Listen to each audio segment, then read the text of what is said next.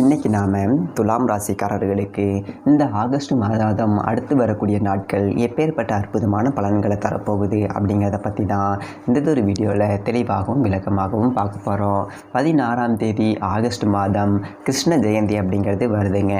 கிருஷ்ண பகவான் அன்னைக்கு மனமாற பிரார்த்தனை பண்ணுங்கள், வெண்ணெய் சாற்றி அவருக்கு வழிபடுங்க. அன்னைக்கு அதை செஞ்சிங்கன்னா உங்களுக்கு பண பிரச்சனைகள் அப்படிங்கிறது தீரும். 27ஆம் தேதி விநாயகர் சதுர்த்தி வருது.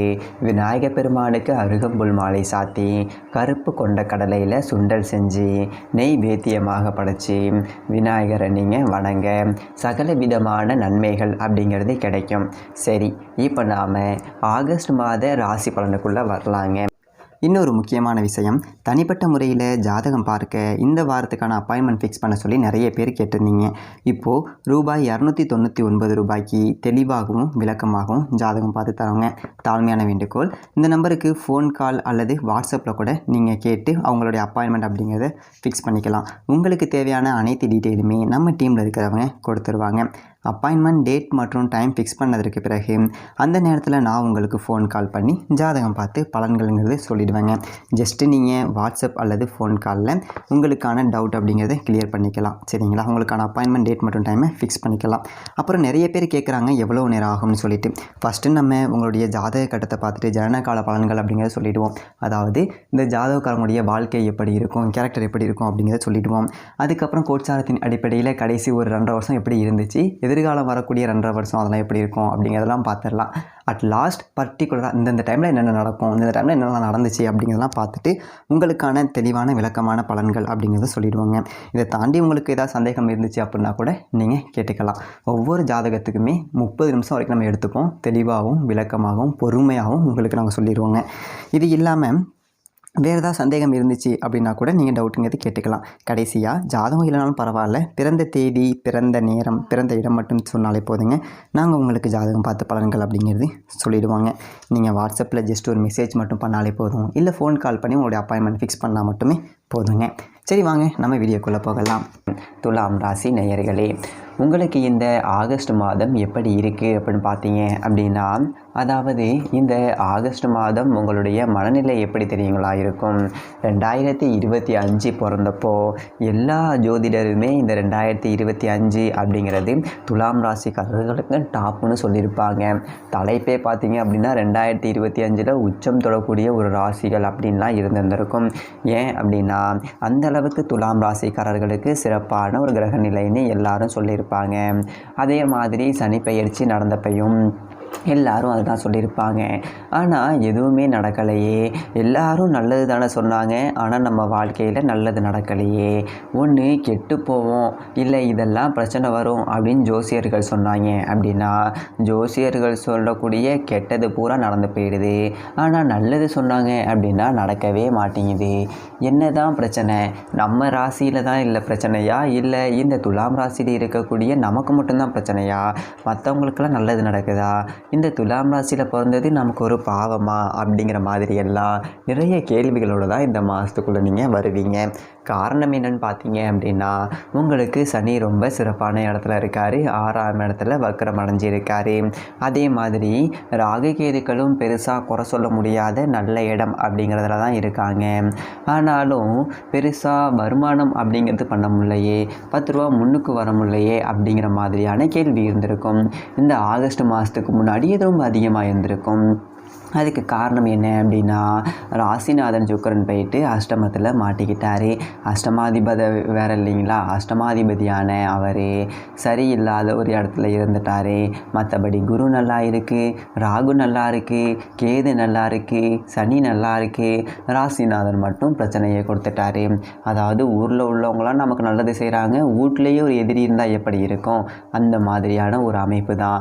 இனிமேல் அது இருக்காது. ஏன்னா இந்த மாதம் தொடங்கும் போது மிதுனம் ராசிக்கு சுக்கிரன் வந்துடுறாரு.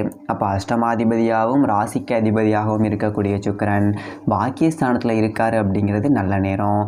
இது தொழிலில் ஒரு முன்னேற்றத்தை கொடுக்கும். துணிச்சலும் தன்னம்பிக்கையும் உங்களுக்கு கிடைச்சிரும். அப்பாடா, ஜோசியர்கள் சொன்னது எல்லாமே இப்போ தான் நடக்குது. 2025 டாப்பில் இருப்போன்னு சொன்னாங்க. ஆனால் இந்த ஆகஸ்ட் மாதத்தில் இருந்து தான் நல்லது நடக்குது அப்படிங்கிற ஒரு எண்ணம் உங்களுக்கு உருவாகிடும்.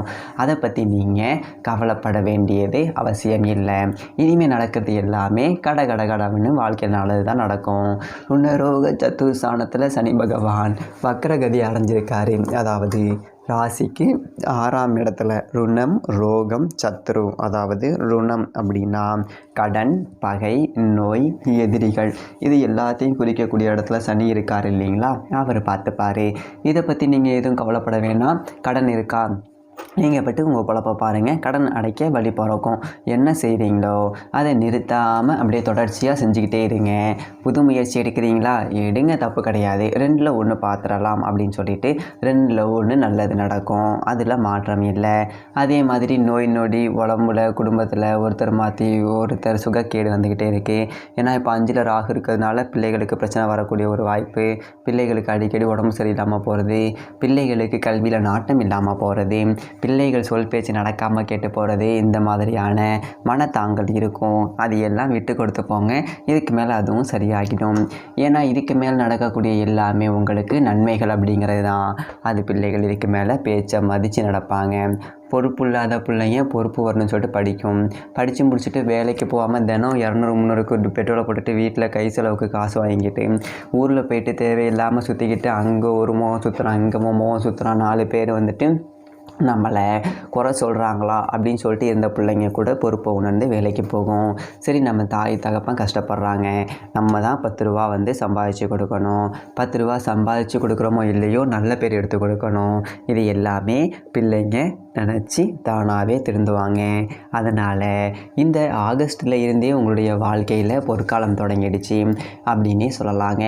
இதில் முக்கியமான விஷயம் என்ன அப்படின்னா, செவ்வாய் உங்களுக்கு ராசிக்கு 12ஆம் இடத்துக்கு வராரு. அதாவது கன்னி செவ்வாய் கடலும் பத்தும்னு பழமொழி. விரயத்துக்கு செவ்வாய் வரும்போது கொஞ்சம் சேமிப்புகள் அப்படிங்கிறது கரையும். கவலைப்படாதீங்க, அது பெரியதொரு கெடுதல் அப்படிங்கிறதெல்லாம் கொடுக்காது. ஏன் அப்படின்னா செவ்வாய் யார் அப்படின்னா தனாதிபதி. தனஸ்தானத்துக்கு அதிபதியான அவர் விரயஸ்தானத்துக்கு வராரு அப்படின்னா இங்கிட்ட காசு கொடுத்துட்டு தான் இங்கே எடுப்பார். இங்கிட்ட 50 ரூபா செலவு வருதுன்னா 100 ரூபா கொடுத்துட்டு தான் 50 ரூபா செலவு வைப்பார். அதனால் செலவுக்கு நாம் கஷ்டப்பட்டுருவோமே, சேமிப்பு கரைஞ்சி போயிருமே, 10 ரூபா கடன் வாங்க வேண்டிய சூழல் வந்துடுமா அப்படிலாம் கிடையாது. பர்ஸில் 100 ரூபா இருக்குன்னா 80 ரூபா செலவாயிரும், 20 ரூபா உங்களுக்கு மிச்சம் இருக்கும். ஏன்னா 100 ரூபா வருமானமாக வரும். அதனால் கவலைப்பட வேண்டியது இல்லை. இந்த ஒரு மாதம் ரொம்ப அற்புதமாக இருக்கும். அதோட குரு அற்புதமான ஒரு இடம்.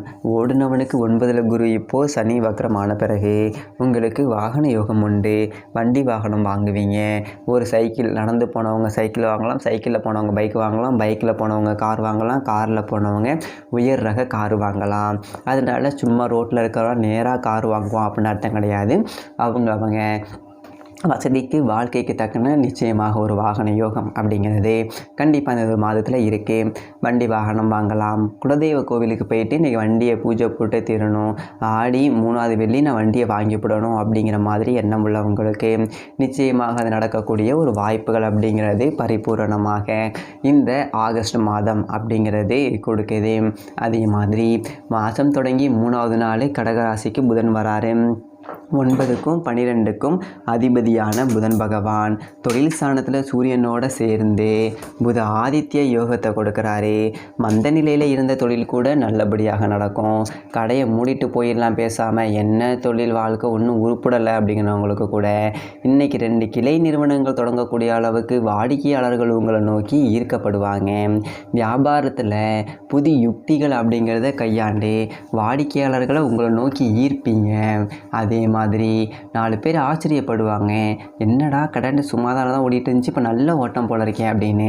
அதே மாதிரி சொந்த தொழில் பண்ணி வேறு ஏதாவது எக்ஸ்போர்ட் தொழில் பண்ணிகிட்டு இருந்தாலும் சரி, புது புது ஒப்பந்தங்கள், புது புது வாய்ப்புகள், அரசு ஒப்பந்தங்கள், இது எல்லாமே வரக்கூடிய ஒரு வாய்ப்பு அப்படிங்கிறதும் பரிபூர்ணமாக இந்த ஒரு மாதத்தில் இருக்குது. துலாம் ராசிக்காரர்களுக்கு ரொம்ப டாப்பாக இருக்கும்.